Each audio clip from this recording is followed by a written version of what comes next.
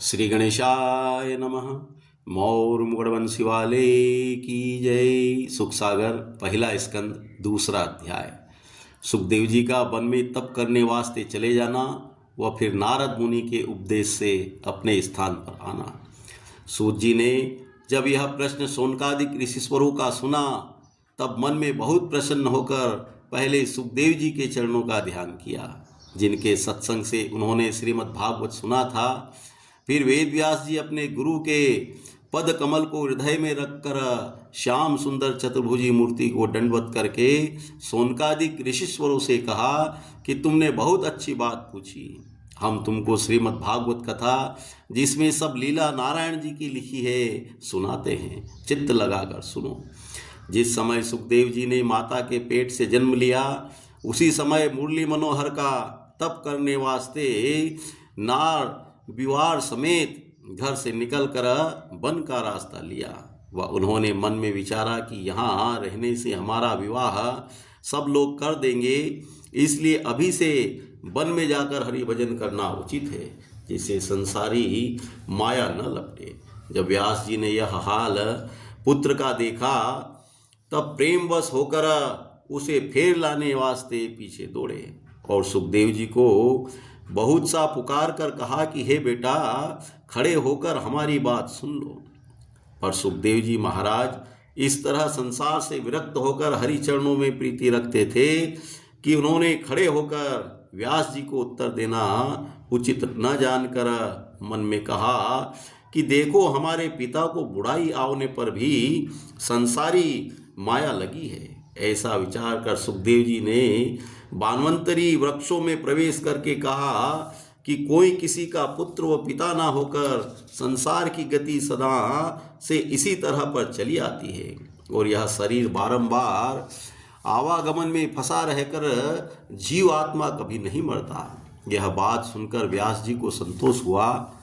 जिस समय सुखदेव जी वन को चले जाते थे, उसी समय राह में एक तालाब पर देवताओं की स्त्रियां नंगी होकर नहाती थी।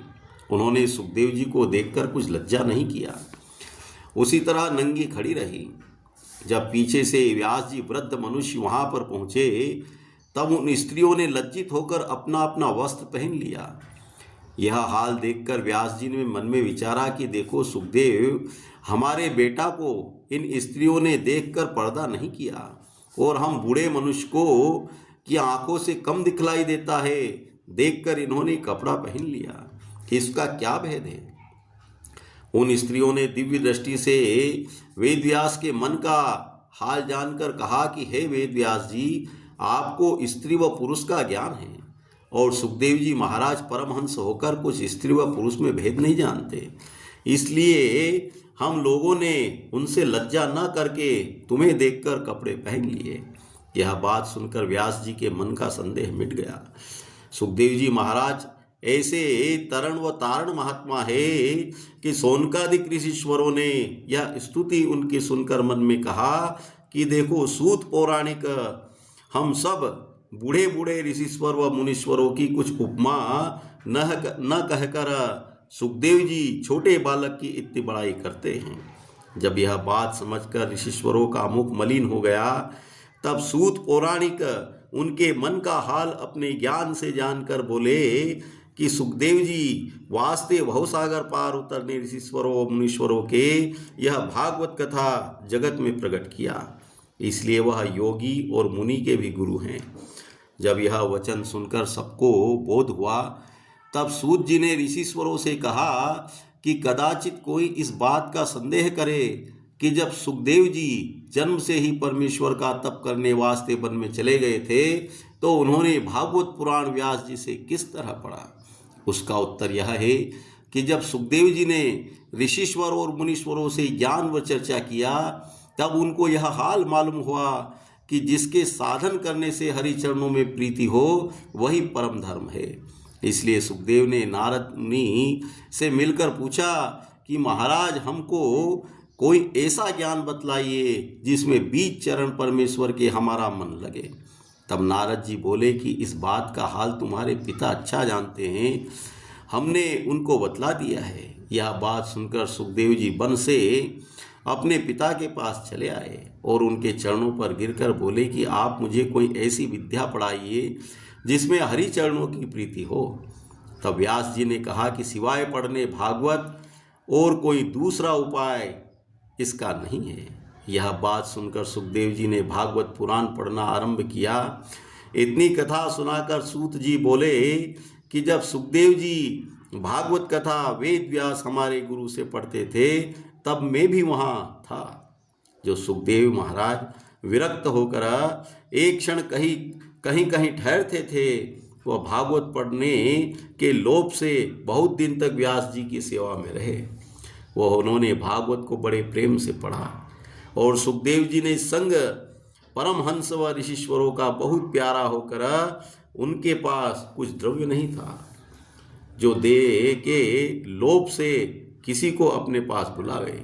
इसलिए उन्होंने भागवत पढ़ा कि इस अमृत रूपी कथा सुनने की इच्छा से योगीश्वर और मुनीश्वर और ऋषिश्वर लोग हमारे पास रहेंगे और इतनी कथा का सदा वर्त में दूंगा। इतनी कथा सुनकर सूत जी बोले कि हे ऋषिश्वरों, इस कथा के सुनने से निष्काम भक्ति प्राप्त होती है। वह निष्कपट भक्ति होने से लोग विरक्त और ज्ञानी होकर मुक्त पदवी पर पहुंचते हैं। इसलिए मनुष्य को चाहिए जो काम यज्ञ व तप पूजा और व्रत शुभ कर्म कर उसमें कुछ चाहना न रखे तो उसके वास्ते यहाँ सुख होकर मरने उपरांत पर लोग बनता है। वह किसी बात की कामना रखने से यह जीव आवागमन में फंसा रहकर भवसागर पार नहीं उतरता और भक्ति की बराबर दूसरा धर्म नहीं है। यज्ञ और व दान व तीर्थ दूसरा धर्म जो मनुष्य लोग करते हैं, उस धर्म कर्म ने बड़े परिश्रम से बीज चरण परमेश्वर के उत्पन्न होता है। इसलिए इतना दुख उठाना उचित न होकर मनुष्य को चाहिए कि सच्चे मन से यह अमृत रूपी कथा सुने और मन अपना माया मोह स्त्री पुत्र झूठे व्यवहार से विरक्त रखकर नारायण जी के चरणों में ध्यान और प्रीति लगावे। जो कोई मन अपना उस ज्योति स्वरूप के चरणों में लगाकर परमेश्वर की लीला और कथा सुनता है, उसके हृदय में काम और क्रोध मोह लोभ का मेल जमा है। वह छूटकर मन उसका इस तरह शुद्ध हो जाता है जिस तरह सीकल करने से लोहे में मूर्छा नहीं रहता। तब उसके हृदय में हरि चरणों का वास हो जाता है। इसलिए मनुष्य को अपनी मुक्ति बनाने वास्ते पहले यह कथा सुनने का अभ्यास करना चाहिए। परमेश्वर की बड़ी कृपा होने से मनुष्य का मन उनकी कथा व कीर्तन में लगता है। बिना भक्ति किए कीर्तन व कथा परमेश्वर की सुने मन शुद्ध नहीं होता और मनुष्य का स्वभाव भी राजसी व तामसी व सात्विकी होता है। देवता की पूजा भी 3 तरह पर है, राजसी व तामसी व सात्विकी। व शास्त्र में तामस को काठ से और राजस को धुआं से व सात्विक को आग से दृष्टांत देते हैं। जो अर्थ आग से निकलता है वह बात काठ व धुएं से नहीं प्राप्त होती। इसलिए सात्विकी भक्ति व पूजा करने वाले मुक्त पदवी पर पहुँचते हैं। वह संसार में जितना धर्म यज्ञ व तप व व्रतादिक का है वह सब इस तरह परमेश्वर के रूप में गत हो जाते हैं। जिस तरह बरसात में नदी नाले का पानी बहकर समुद्र के बीच मिल जाता है। मोर मुगड़बंसी वाले की जय।